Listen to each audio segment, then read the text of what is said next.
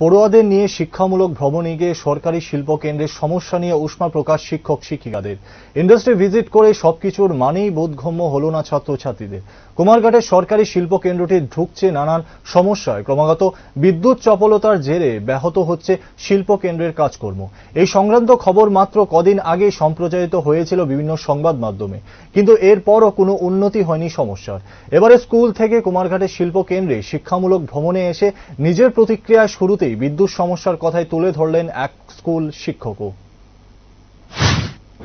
আমরা Tripura state pollution control বোর্ডের scheme তাদের আন্ডারে তাদের স্পন্সরশিপে আমরা আজকে নিবেদিতা আমরা আজকে ইস্টার্ন চেম্বার হাই স্কুলের পক্ষ থেকে সেই আয়োজনটা করেছি।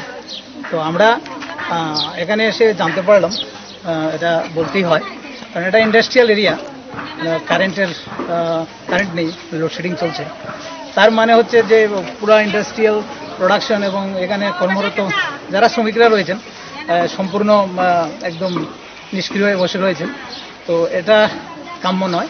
বাচ্চাদেরকে আমরা দেখাতে চেয়েছিলাম একদম পুরো প্রোডাকশনের প্রসেসগুলো, তো সেটা দেখানো সম্ভব হয়নি।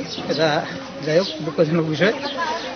এখানে আমি আরেকটা বিষয় বলতে চাই, আমাদের যে উদ্যোগটা আমাদের শিক্ষা দপ্তর এবং Tripura state pollution control board নিয়েছেন, তাতে বাচ্চাদের বিশেষ করে এই গ্রামীণ যে জীবিকা মিশন তার সঙ্গে এই পরিবেশের যে বর্তমান যে অবস্থা, যে পরিবেশ দূষণ, বিশ্ব উষ্ণায়ন, সেই বিষয়গুলিকে কাউন্টার দেওয়া সম্ভব হবে এবং বাচ্চাদেরকে শুধু তাদের জন্য নয়, বর্তমান পৃথিবীকে বাঁচিয়ে রেখে